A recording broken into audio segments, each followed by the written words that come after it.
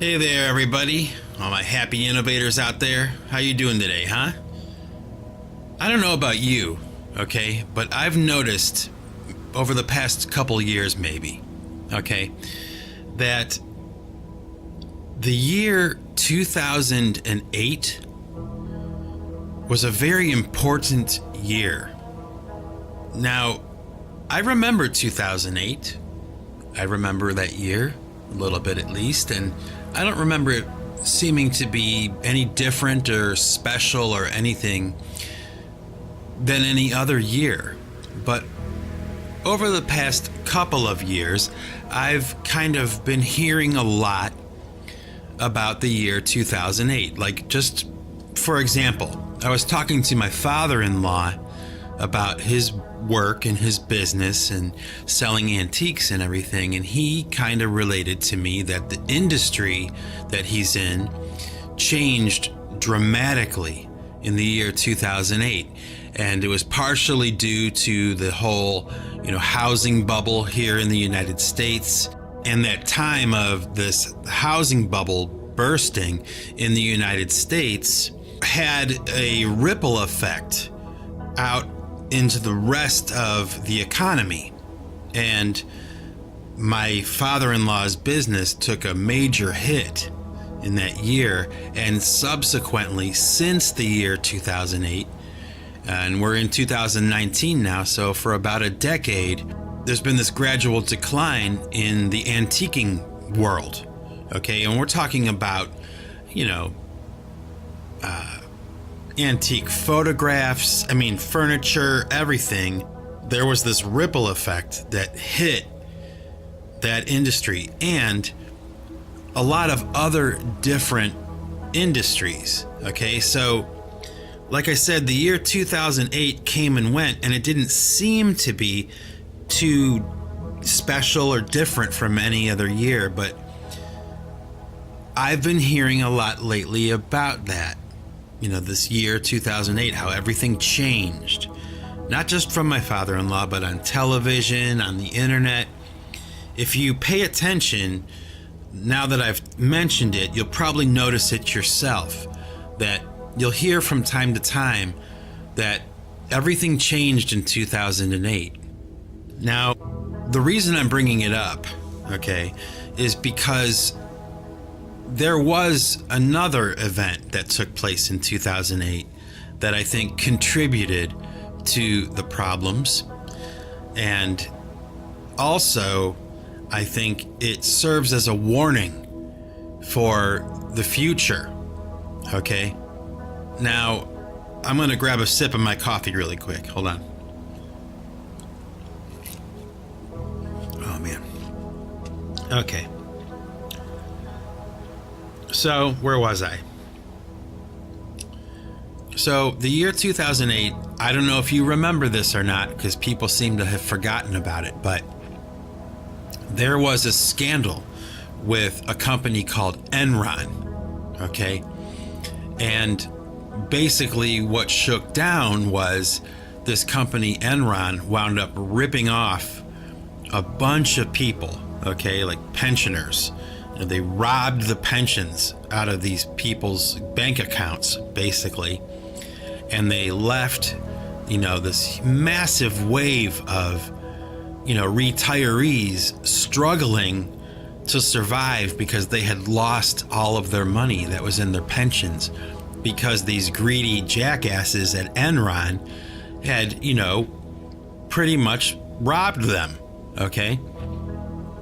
And to add insult to injury, the guys who were responsible for that theft wound up walking. They didn't get in any trouble for all the lives that they ruined by being greedy.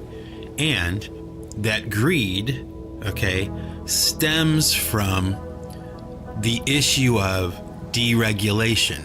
Now, you already know, if you listen to the Singularity Podcast, that I am a political centrist. I'm neither Democrat nor Republican. In fact, if anything, I'm a libertarian. So I support autonomy and freedom and liberty, okay? But being a centrist allows me the perspective, okay, to take ideas from both sides of the aisle, because, you know, here in America, really, it's basically a two-party system, okay? They're struggling to get a third party, you know, recognized. You know, it's gradually changing, you know, thank God, but for the most part, it's a two-party system. Here in America, Democrat and Republican, blue and red, you know, and the country is divided along blue states and red states and all that stuff. And I couldn't care less about any of that. But my point is that being a centrist allows me to, you know, kind of take the good from one side and take the good from the other and kind of like abandon the rest, right? And deregulation is a hot button issue in politics right now, okay? Because there is the claim, okay, from the more conservative types, the red states, that deregulation must happen in order for the economy to boom again here in the United States. And the Democrats, the blue party, okay? They're the ones who are kind of always championing this idea of checks and balances, okay? And I believe in checks and balances. Now, having said that, okay, I have to tell you this. There's a political figure in the United States, okay, but he has had such a major effect on politics here in America. His name is Ralph Nader. He's world famous by now. I'm sure that if you haven't heard of him, you have benefited from his work, okay? What do I mean by that? Well, do you use a seatbelt in your car? Ralph Nader, okay? Do you have clean air to breathe? You can thank Ralph Nader for that. Ralph Nader has been a champion for causes like that, you know, clean air, clean water, the warning labels on your food, you know, and the listing of the ingredients. Ralph Nader, okay? And back in the 80s, when Ralph Nader was really starting to step up, and this guy, in my opinion, is one of the greatest American citizens to have ever lived in this country, okay? I mean, I admire him so much, and I've actually had the chance to meet him and talk to him, okay? And I think that he is just the A1 top shelf example of what a United States citizen can be, like the potential for what a citizen can be, okay? And, you know, he ran for president, you know, unsuccessfully a couple of times. And wow, did that really, you know, rock the boat, you know, really pissed a lot of people off when he did that, because the Dems claimed that, you know, they lost the elections that he ran in because he was taking votes away from them. And I'm not here to argue that or talk about that, because it's not important to me. But the reason I'm bringing Ralph Nader into this is because back in the 80s, when he was really kind of on the rise and really active and, you know, really putting a dent in the, up until that point, what was probably a highly unregulated industry or economy, okay? These different companies, different corporations that were, you know, kind of pretty much doing whatever they wanted to, okay? At least from my understanding, okay? Which is very limited, by the way. But I'm going to talk about it anyway. So Ralph Nader was a hindrance to the appetites of these, you know, what could probably be perceived as, you know, greedy,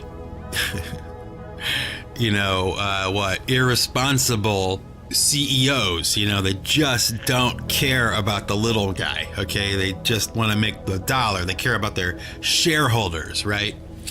Well, along comes Ralph Nader, and he just put the smackdown on a lot of these companies, okay? And Ronald Reagan was elected in, and so began this kind of like what? Undoing of a lot of the work that Ralph Nader had done. Even though that happened, a lot of what Ralph Nader did stay in place. You know, like I said, like seat belts and automobile safety regulations and, clean air, clean water, all sorts of stuff, safety in the workplace and those kinds of issues. But in a way, there's a danger in that too, when that goes too far. Okay, so I can understand that. Like, you can't regulate corporations so much that they can't produce, because it'll hurt the economy, right? I mean, it's not good to have a stranglehold on corporate America. I mean, you want the economy to work, you want it to ebb and flow, you want it to function naturally, right? But at the same time, I do think it's important to have regulations. You've got to have limits. You've got to have rules that corporations, these companies, have to follow, because you have to be mindful of the citizenry. Okay, you can't just go for your shareholders. You need to be held accountable, and you need to have safety standards and things like that, safety regulations, in order for the country to succeed.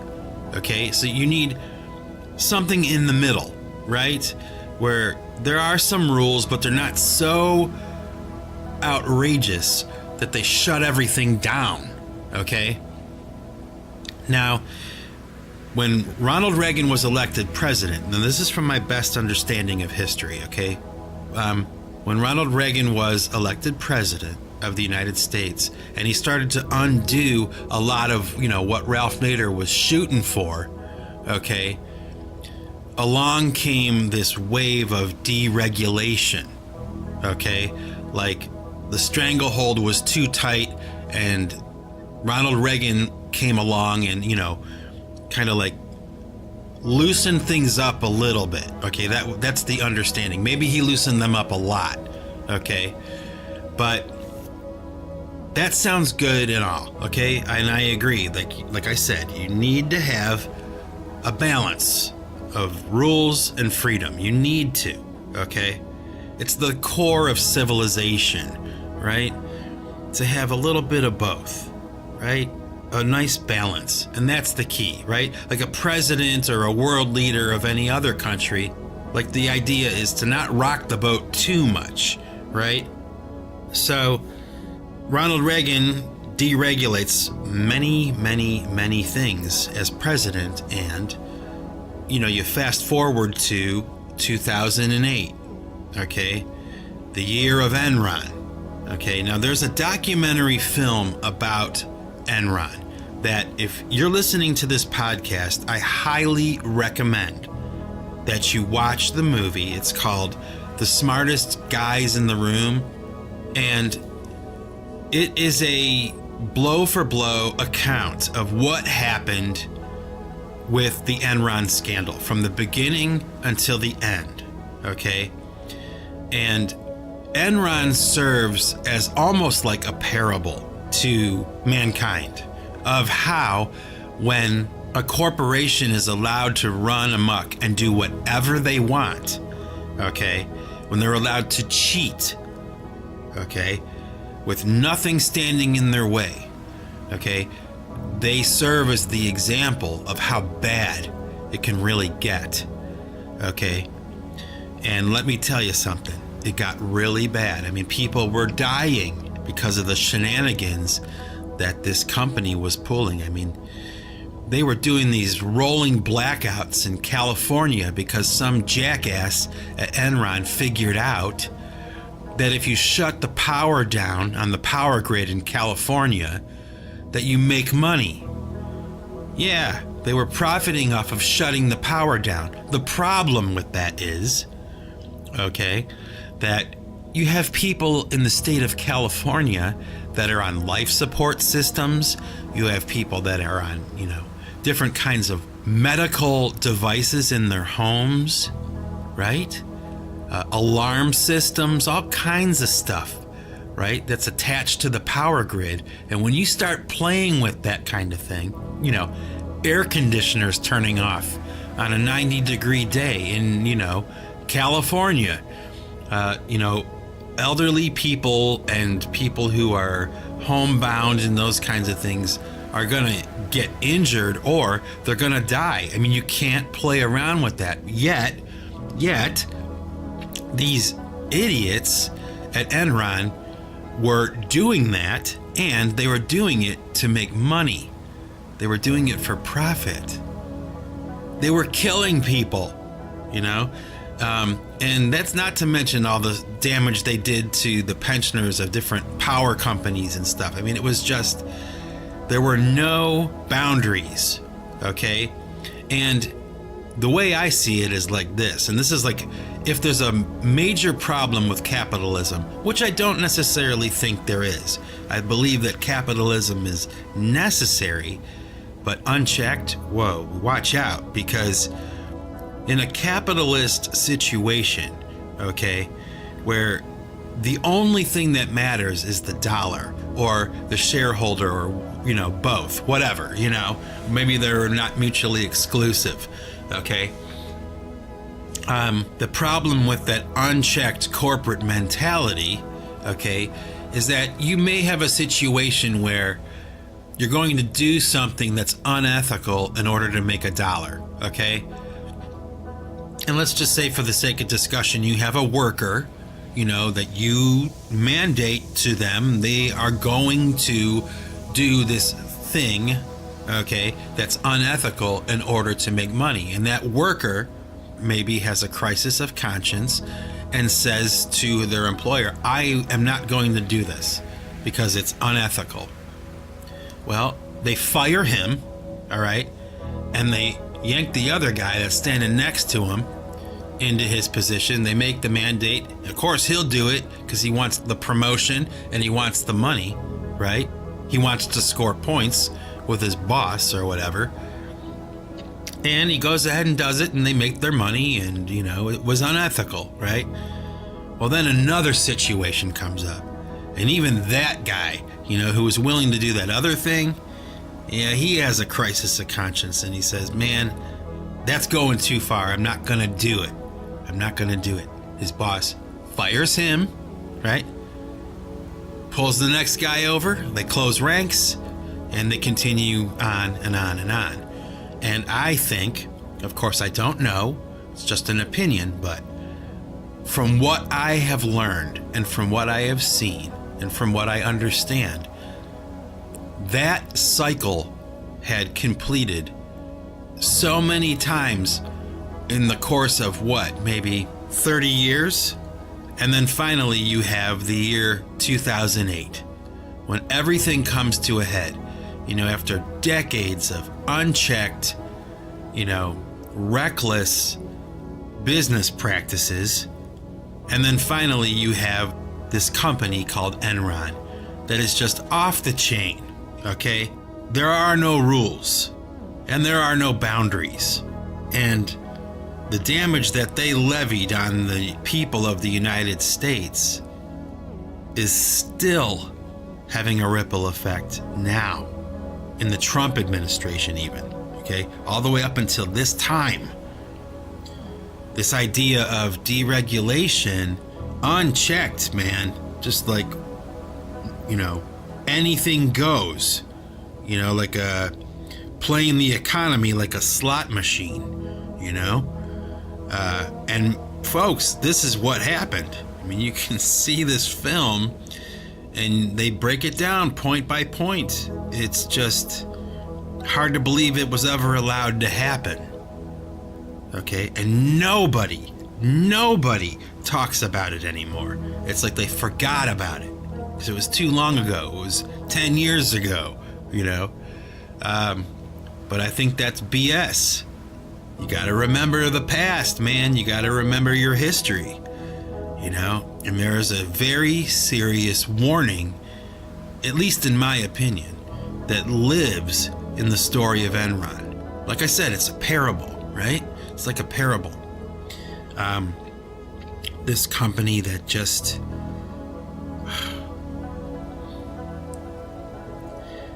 It just couldn't get any worse.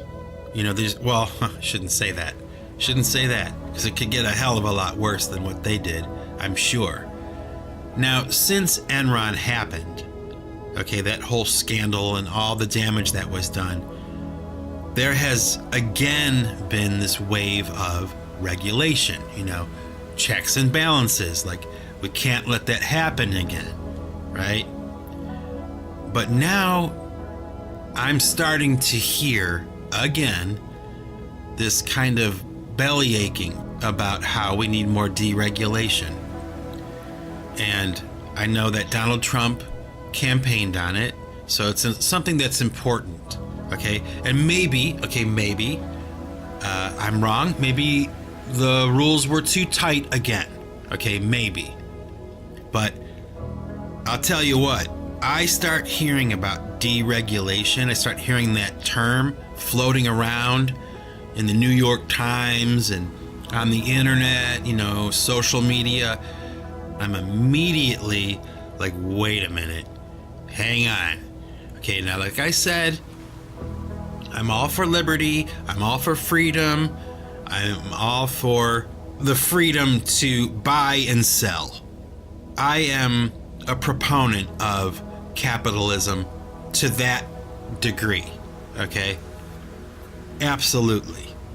So I'm not left or right. I'm kind of like right in the middle on it, Need a little bit of both. But I have a feeling that there's going to be trouble to come in the next 10 years.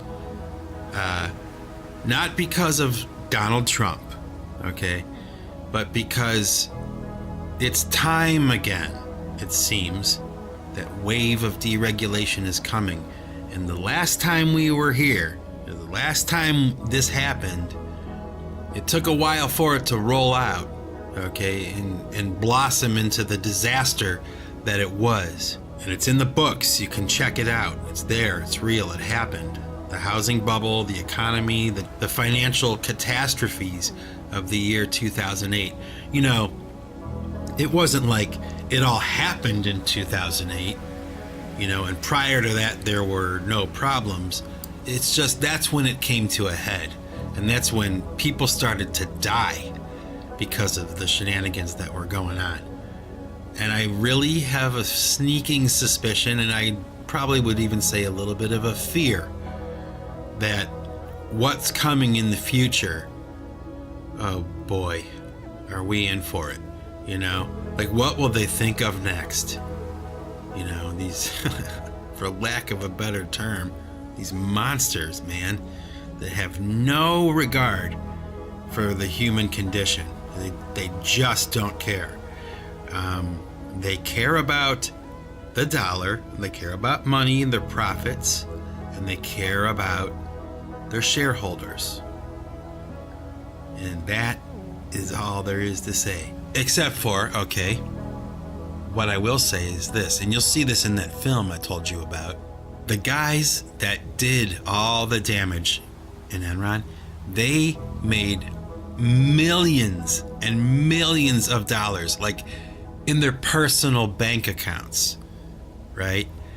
Yet these pensioners, these people that had worked 35 years for the power company, that had their pension robbed from them, they're still broke.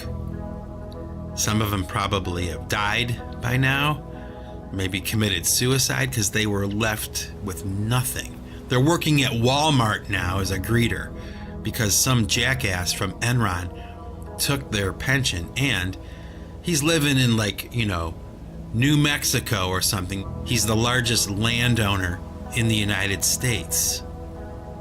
Like, what? Why were they not made to return that money back to those people? There's a question for you. I don't know if there's an answer, but man, if there was ever an example of, justice not being served, wow.